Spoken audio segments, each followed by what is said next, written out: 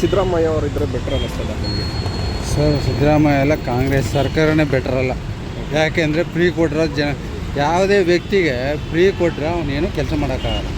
ಈಗ ಕೂತ್ಕೊಂಡು ಕುಡ್ಕೊಂಡು ಸಾಲದು ಅಂತ ಗಾದೆ ಇದೆ. ಅದು ಈಗ ಅನುಭವಿಸ್ತಾ ಇದ್ವಿ ನಾವೆಲ್ಲವೇ.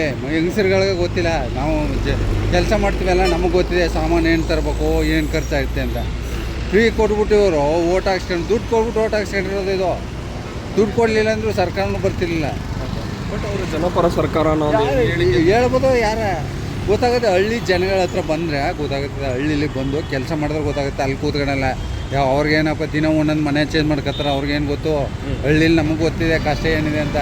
ಯಾವ ರೈತ ಬೆಳೆದ ಬೆಳೆಗೆ ಯಾವುದು ಬೆಲೆಗೆ ಬೆಂಬಲ ಕೊಟ್ಟಿದ್ದಾರೋ, ಯಾವ ಪದಾರ್ಥಗಳಿಗೆ ಬೆಲೆ ಕೊಟ್ಟಿದ್ದಾರೋ. ಎಲ್ಲಿ ಟೊಮೊಟೊ 4 ರೂಪಾಯಿ 5 ರೂಪಾಯಿ ಎಲ್ಲಿ?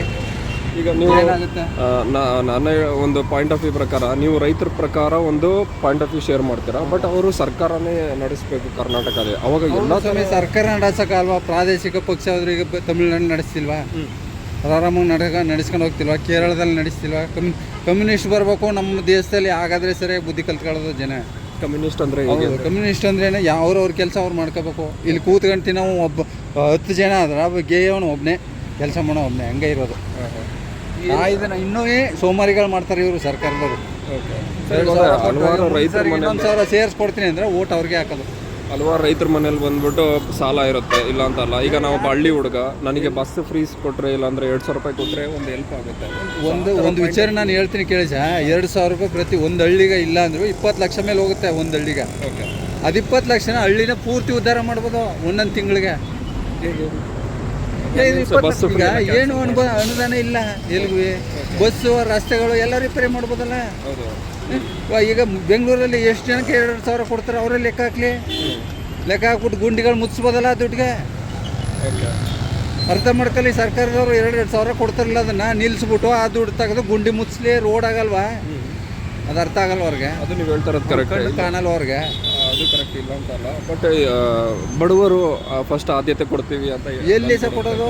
ನಮ್ಮಂತ ಹಳ್ಳಿಗಳು ಬರಲಿ ಸಹ. ಅವ್ರು ಬಡವ್ರ ಕಷ್ಟ ಎಲ್ಲಿ ಕೊಡ್ತಾರೆ ಗೊತ್ತಾಗುತ್ತೆ ಅವ್ರಿಗೆ.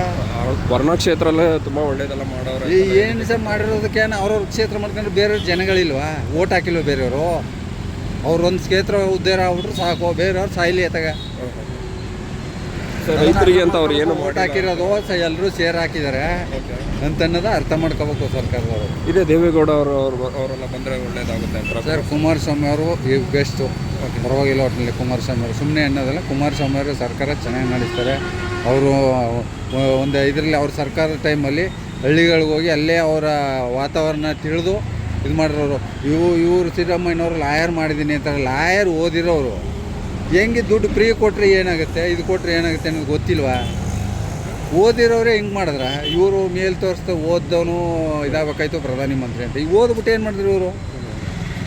2,000 ಕೊಟ್ರಿ, ಇನ್ನೊಂದು 1,000 ಸೇರಿಸ್ಕೊಟ್ರಿ, ಓಟ್ ಅವ್ರಿಗೆ ಹಾಕೋದು ಜನ, ಬೇರೆಯವ್ರಿಗೆಲ್ಲ ಹಾಕ್ತಾರೆ. ನಿಮ್ಮ ಹೇಳಿಕೆ ನಾನು ಹಲವಾರು ಪಾಯಿಂಟ್ ತುಂಬ ಜನ ಅಂತ ಕೇಳಿದ್ದೀನಿ. ಲೈಕ್ ಏನಂದರೆ ಬಸ್ ಫ್ರೀ ಕೊಡೋದು ತಪ್ಪಾಯಿತು ಅಂತ.